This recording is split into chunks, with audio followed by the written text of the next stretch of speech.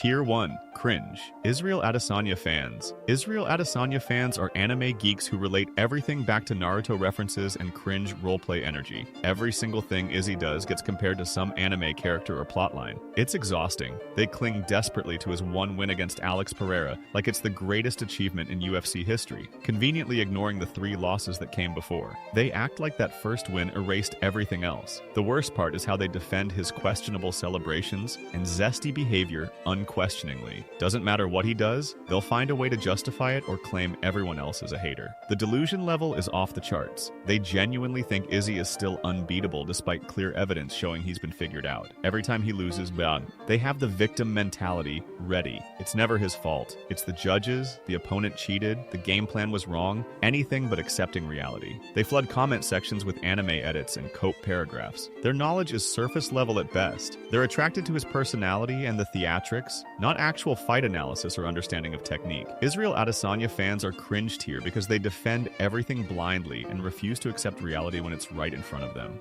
Strickland fans.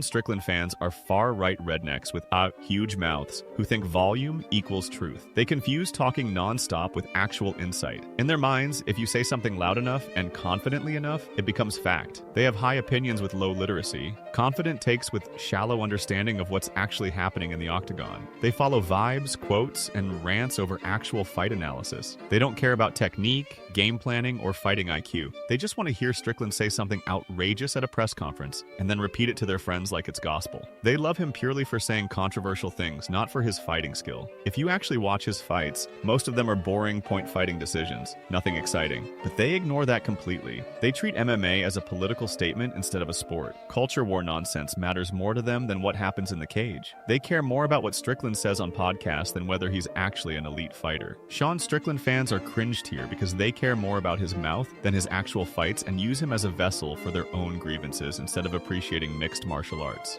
Khabib Nurmagomedov fans. Khabib fans think they're straight from Dagestan after watching a few embedded episodes. They start talking about wrestling, discipline, and smash like they grew up in the mountains, training since age 5. They cling to his perfect 29-0 record for dear life whenever GOAT debates come up. That's their only argument. Undefeated. They scream it over and over like it settles everything. Here's the reality. Most Khabib fans are not that knowledgeable about MMA. They only know him because Conor McGregor put him on the map. They heard of Khabib after UFC 299, not before. But now they act like lifelong fans who've been following since his early UFC days. Pure recency bias. They think an undefeated record alone makes him the undisputed GOAT, ignoring strength of schedule, level of competition, and actual resume compared to other legends. They have zero context. They don't understand the nuances of GOAT debates. They just know 9-0 and they repeat it endlessly. Most of them jumped on the bandwagon after the Conor fight and weren't there for the early grinding years. Khabib fans are cringe tier because they're casuals pretending to be hardcore fans with one talking point they beat to death.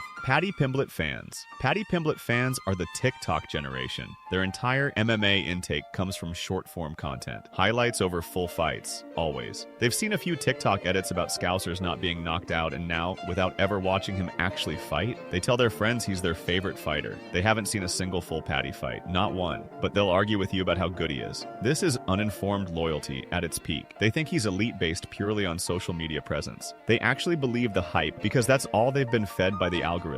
They ignore questionable judging decisions, bad performances, and his weight issues. None of that matters because TikTok told them Paddy's the guy. This is pure bandwagon energy. They're here for the rise, and they'll be gone the moment reality checks arrive. The second Paddy loses to a real contender, they'll move on to whoever the algorithm promotes next. They're the perfect example of new era casual fans with zero actual knowledge of the sport. Paddy Pimblett fans are cringe tier because their loyalty is based entirely on TikTok edits, not actual fighting ability or understanding of mixed martial arts. Tier 2, casuals. Alex Pereira fans. Alex Pereira fans got funneled into the UFC straight off TikTok and Instagram reels. The algorithm showed them a knockout, then another, and now they think they're MMA fans. They heard Pereira say Chama one time, and now they can't stop repeating it. Every comment section, every conversation, Chama this, Chama that, it's become their entire personality. These fans have little to no actual UFC knowledge. They only like Pereira because social media likes him. The algorithm decided he's popular, so they followed. And now they think he's already the greatest of all time after a handful of fights. They genuinely believe he's the GOAT. No understanding of resumes, longevity, competition level, just recency recency bias and hype. They only care about his last few knockouts. They can't name his opponents before the UFC. They don't understand his actual skill set or fighting style beyond he knocks people out. It's surface level appeal. They're attracted to highlight reel finishes, not actual fighting IQ or technical skill. Alex Pereira fans are casual tier because they're algorithm-fed fans with zero depth of knowledge who will disappear the moment the hype dies. Conor McGregor fans. Conor McGregor fans heard their dad say his name one time 7 years ago, and now they tell everyone they watched all his original fights. It's a complete lie. They never watched those fights. Most of them have never watched a full UFC event in their entire lives. They just know the name because Conor is the most famous fighter in the world. They only know him from name recognition, not because they actually follow the sport. A lot of them are still stuck in 2016. They genuinely think he's still a current champion. They have no idea about his recent reality. The losses, the inactivity, the decline. None of it registered because they don't actually watch. Conor fans are the perfect marker of someone who doesn't actually watch MMA. They rep the biggest name without any knowledge of the sport itself. They were fans when he was winning and went completely silent during his losing streak. Pure bandwagon legacy fans. Conor McGregor fans are casual tier because they represent the name without ever actually watching the sport or understanding what makes fighting great. Charles Oliveira fans. Let me start by saying Charles Oliveira is an incredible fighter. I love watching him compete, but his fan base is insufferable. They see the algorithm flooding with Charles content and instantly jump on the bandwagon. They weren't there during his early UFC struggles. They showed up during the title run when it became cool to be a Charles fan. The second you try to have any legitimate criticism or discussion, they bring up the fact that Charles has the most submissions in UFC history. That's their argument. One stat. They repeat it like it settles everything. They ignore context. They ignore his 5 losses. They ignore his overall record that tells a much more complete story about the fighter he actually is. They cherry-pick the submission stat and act like it makes him unquestionable. They overrate his current ability and refuse to accept any legitimate criticisms about his game. It's all glaze all the time. They're bandwagon fans who showed up late and act like day ones. Charles Oliveira fans are casual tier because they're recency-biased bandwagoners